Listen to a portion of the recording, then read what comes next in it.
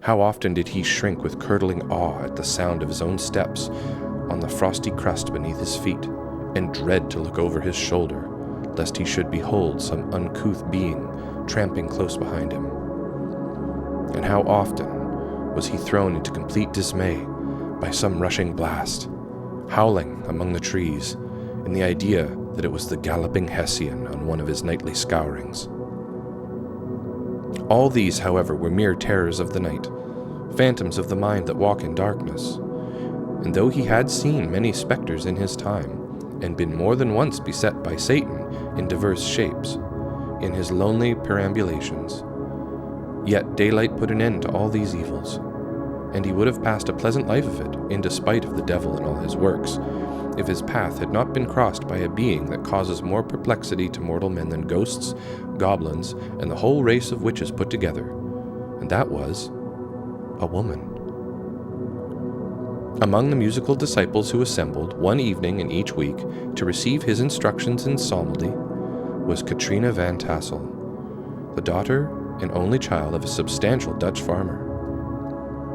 She was a blooming lass of fresh 18, plump as a partridge, ripe and melting and rosy-cheeked as one of her father's peaches, and universally famed not merely for her beauty, but her vast expectations.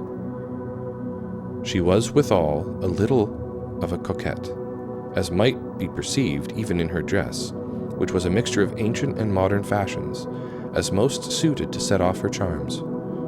She wore the ornaments of pure yellow gold, which her great-great-grandmother had brought over from Sardam, the tempting stomacher of the olden time, and withal a provokingly short petticoat to display the prettiest foot and ankle in the country road.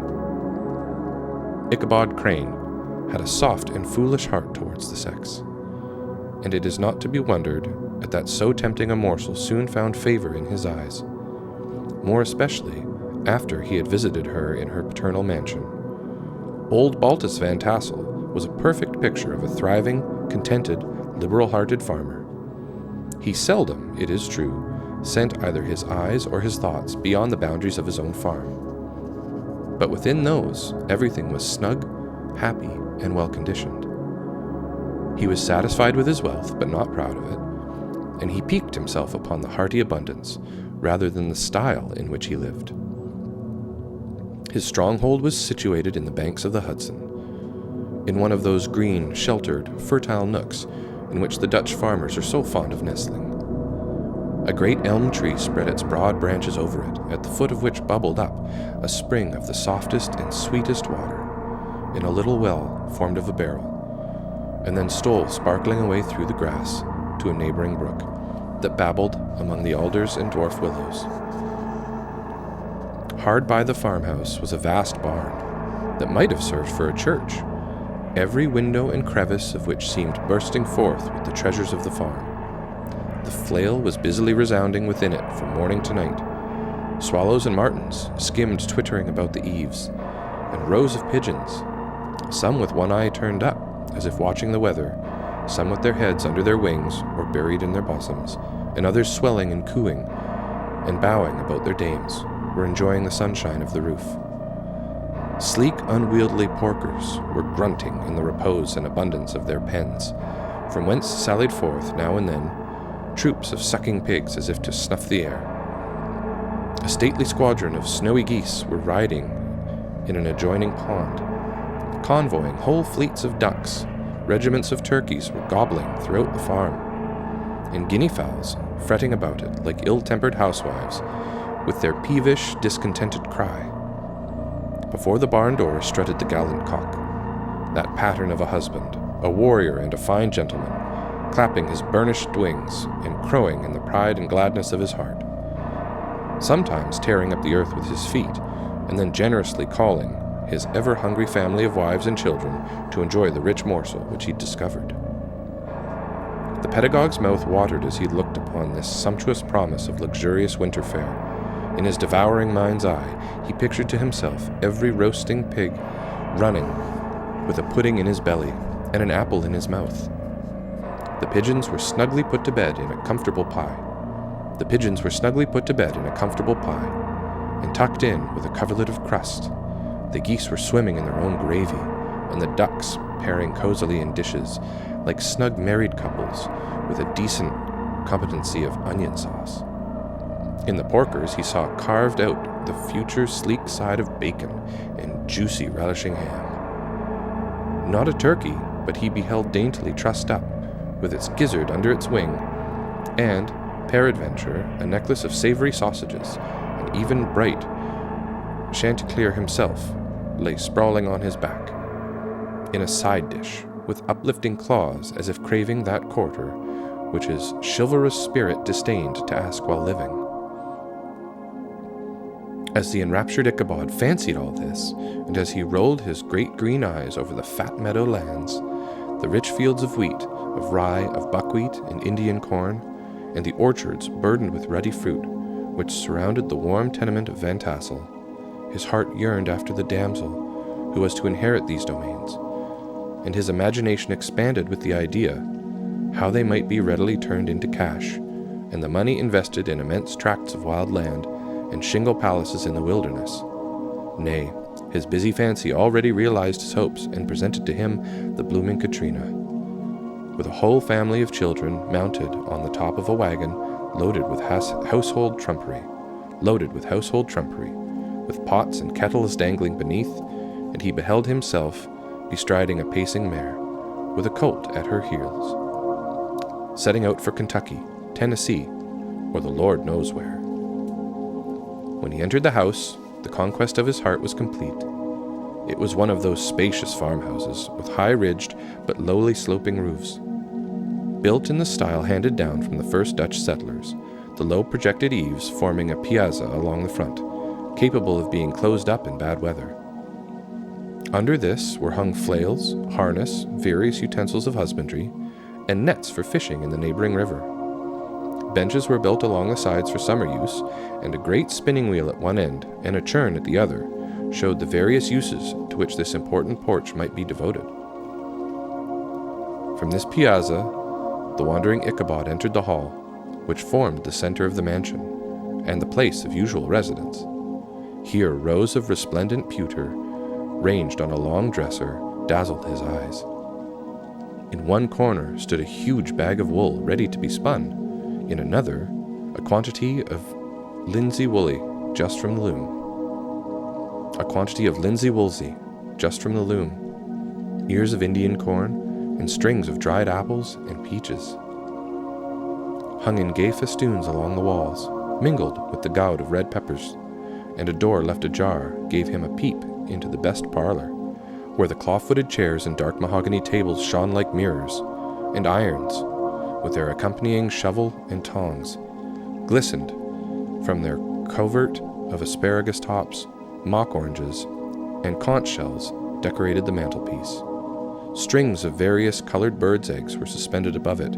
A great ostrich egg was hung from the center of the room, and a corner cupboard, knowingly left open, displayed immense treasures of old silver and well-mended china. From the moment Ichabod laid his eyes upon those regions of delight, the peace of his mind was at an end, and his only study was how to gain the affections of the peerless daughter of Van Tassel. In this enterprise, however, he had more real difficulties than generally fell to the lot of a knight-errant of yore, who seldom had anything but giants, enchanters, fiery dragons, and such like easily conquered adversaries to contend with, and had to make his way merely through the gates of iron and brass and walls of adamant to the castle keep, where the lady of his heart was confined. All which he achieved as easily as the man would carve his way to the center of a Christmas pie, and then the lady gave him her hand as a matter of course. Ichabod, on the contrary, had to win his way to the heart of a country coquette, beset with a labyrinth of whims and caprices, which were forever presenting new difficulties and impediments. And he had to encounter a host of fearful adversaries of real flesh and blood, the numerous rustic admirers who beset every portal to her heart, keeping a watchful and angry eye upon each other, but ready to fly out in the common cause against any new competitor. Among these, the most formidable was a burly, roaring, roistering blade of the name of Abraham, or according to the Dutch abbreviation, Brom van Brunt, the hero of the country road, which rang with his feats of strength and hardihood. He was broad-shouldered and double-jointed, with short curly black hair and a bluff but not unpleasant countenance, having a mingled air of fun and arrogance. From his Herculean frame and great powers of limb, he had received the nickname of Brom Bones, by which he was universally known. He was famed for great knowledge and skill in horsemanship, being as dexterous on horseback as a Tartar. He was foremost at all races and cockfights, and, with the ascendancy which bodily strength always acquires in rustic life, was the umpire in all disputes, setting his hat on one side and giving his decisions with an air and tone that admitted of no gainsay or appeal. He was always ready for either a fight or a frolic, but had more mischief than ill will in his composition. And with all his overbearing roughness, there was a strong dash of waggish good humor at the bottom. He had 3 or 4 boon companions who regarded him as their model, and at the head of whom he scoured the country, attending every scene of feud or merriment for miles around. In cold weather he was distinguished by a fur cap, surmounted with a flaunting fox's tail. And when the folks at a country gathering descried this well-known crest at a distance, whisking about among a squad of hard riders, they always stood by for a squeal. Sometimes his crew would be heard dashing along the past farmhouses at midnight.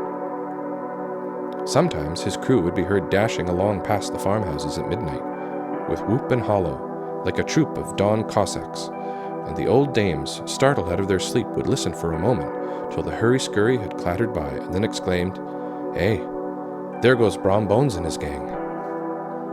The neighbors looked upon him with a mixture of awe, admiration, and goodwill, and, when any madcap prank or rustic brawl occurred in the vicinity, always shook their heads and warranted Brom Bones was at the bottom of it. This rantipole hero had for some time singled out the blooming Katrina for the object of his uncouth gallantries, and though his amorous toyings were something like the gentle caresses and endearments of a bear, yet it was whispered that she did not altogether discourage his hopes. Certain it is his advances were signals for rival candidates to retire, who felt no inclination to cross a lion in his amours.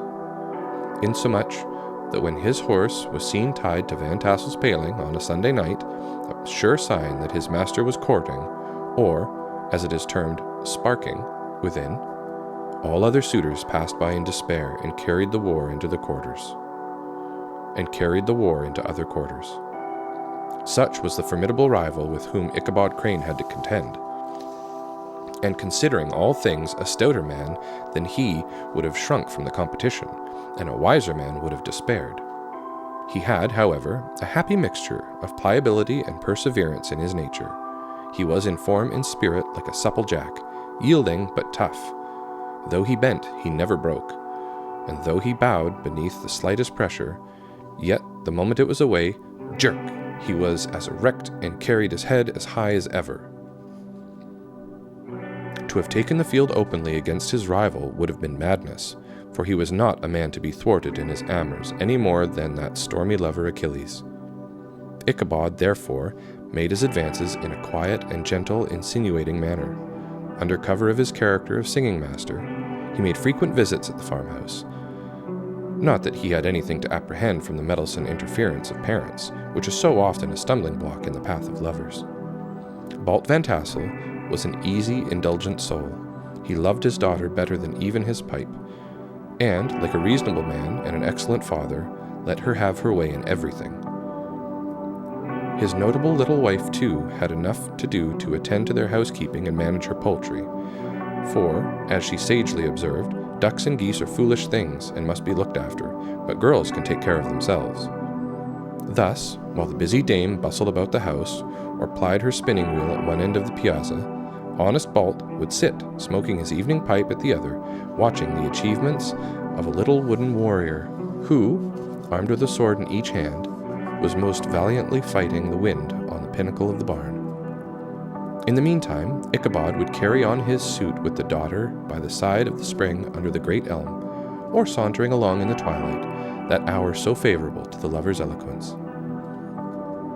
I profess not to know how women's hearts are wooed and won. To me, they have always been matters of riddle and admiration.